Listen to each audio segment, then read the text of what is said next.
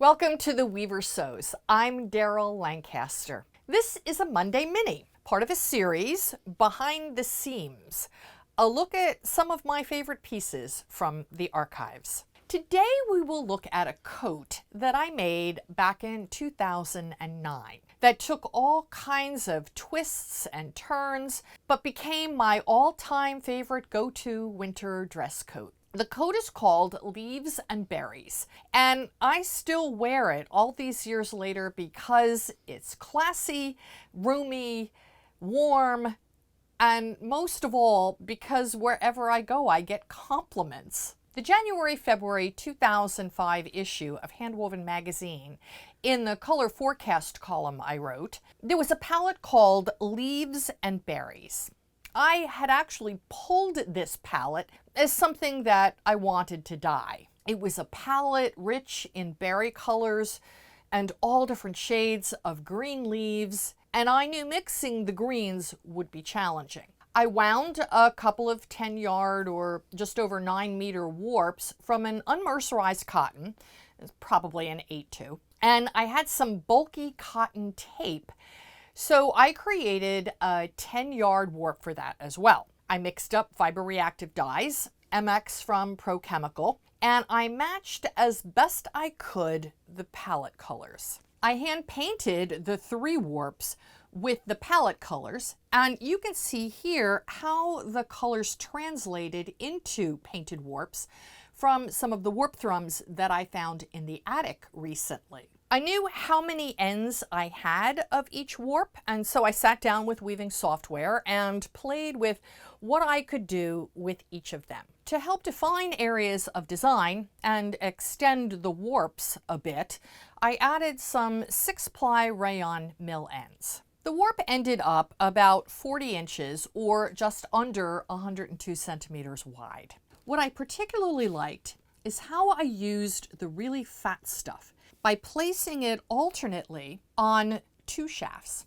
with 2 ends of a lighter weight 6-ply rayon as the background in between. I have a similar draft to this application available for free on my website. It's called the Confetti Draft, and that link is below. Those fat warps stay up for a couple of picks and then drop down for a couple of picks, allowing more room and flexibility of a fatter warp over more stable ground. The draft I ended up using, which combines plain weave and twill areas along with this textured area with the bulky yarn, is available as a download for $2.99 on my website, and that link is below. I sampled the first half yard of the warp trying different weft threads, looking at what I might like from the shelf. I tried rayons, cottons, textured and smooth.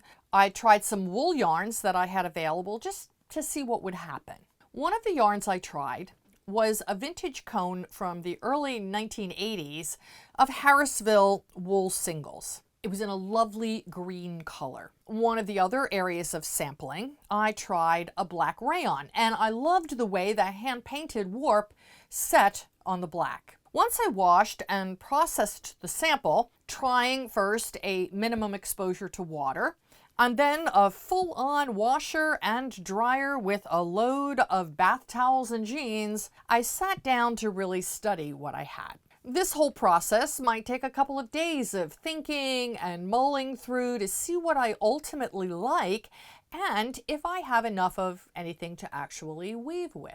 I went online to see if the Harrisville yarn, surely they still made it, was available in black. And I was pretty disappointed to find out that they no longer made their singles yarn, that everything was plied. Note, I did find out a few years later when I actually visited the Harrisville spinning mill that indeed they don't stock singles yarn, but they do still spin it because how else would they get 2-ply yarn? And all I had to do was special order it. It's good to know. I looked at other wools that might give me the same weight and found a Jagger spun mainline 2/8 wool that was pretty much the same grist or size of yarn. So I actually ordered some mainline wool in black. Once it came in, I wove my little heart out. Again, I love using hand-painted warps. Not as common back in the mid-2000s, but I love them because every time you advance the warp, you get something different. So I pulled the entire yardage from the loom when I was finished and headed to the washing machine. I tossed the fabric into the washer like I had done that sample, and then tossed it into the dryer. Most of my fabrics get machine dried initially. Imagine my shock and horror when I opened the dryer and saw this. I had completely forgotten that not all wools full the same, and Jagger Spun Mainline 2/8 is merino. For those of you who don't felt wool, merino is a breed of sheep that pretty much felts when you sneeze on it. Of course, that's an exaggeration, but suffice it to say that mainline wool from Jagger Spun fulls very differently than Harrisville wools, which, according to their website, are a blend of an Australian fine wool and a hardy New Zealand wool. So, my aggressive washing and drying using a merino weft caused it to completely felt and blow out of the warp. I will admit that I did panic, and my first thought was that I had ruined the yardage. Not something I'm used to feeling. My guild meeting was that night, and I even debated as to whether I should bring the yardage, which I clearly messed up, because Daryl Lancaster doesn't want to admit that she messed something up. I mean, it's bad for my image, because truth be told, I don't at this stage of my life have too many failures, well, at least in hand-woven yardage.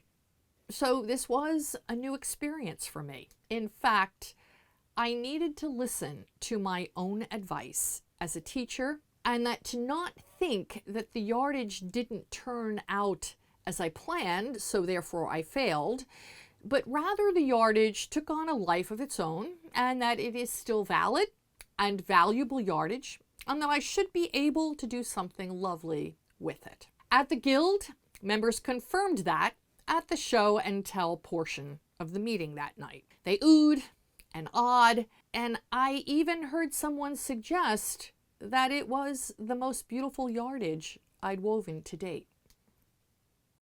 Well then.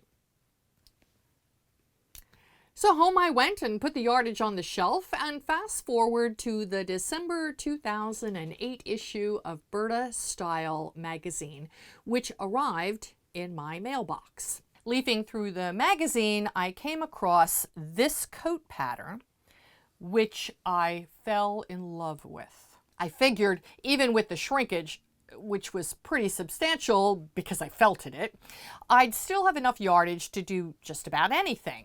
I traced off the pattern and I was right. The fabric wasn't really wide enough for the pattern since the sleeves were cut all in one with the coat. So I strategically pieced the fabric with a seam, one in each sleeve, which allowed me to get that unbroken sequence across the coat. A couple of years before all this happened, I had attended a Felter's Fling, which was a felting conference held up in Massachusetts at Snow Farm Craft Center. Though I wasn't really a felter, I was asked to teach a jacket making class.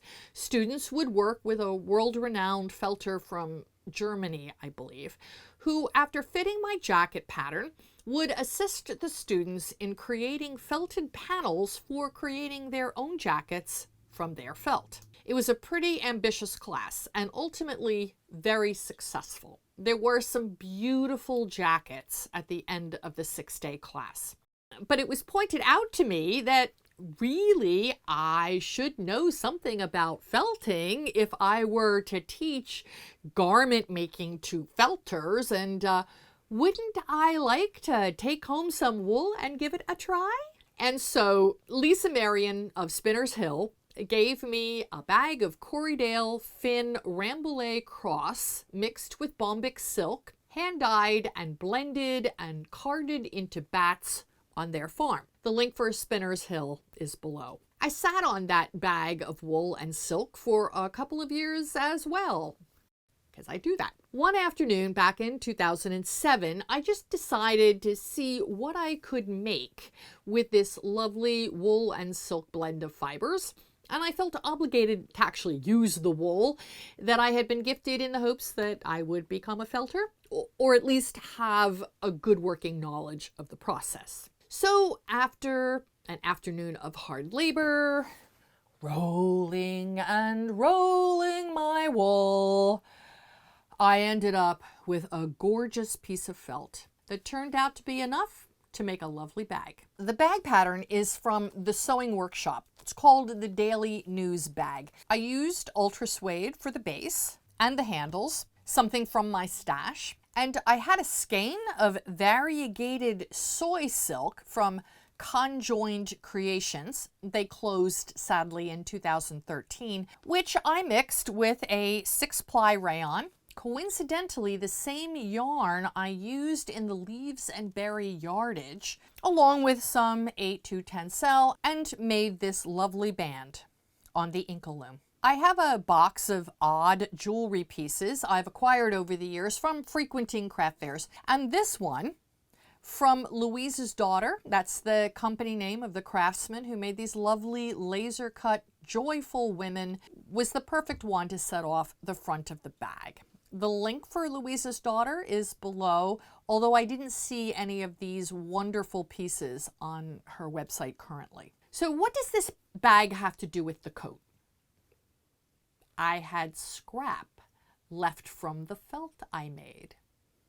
Nothing goes to waste in my studio. So back to the coat construction. My late husband traveled frequently to India, and I still have a lovely stash of silk saris that he would bring back for me to use in the studio. I picked this red sari for the lining. I mounted a punched needle fleece interlining on the back of the lining for warmth. I've opened up the coat so you can see here. I've covered this process and I believe used this coat as an example in the video on interfacings, underlinings, and interlinings. That link is below. For the buttonholes, I used the leftover plum-colored ultra suede from the bag for these bound buttonholes. I had just enough. And I had 2 very cool zippers in my stash, which I think I picked up at the Pendleton Wool Outlet store when I visited the mill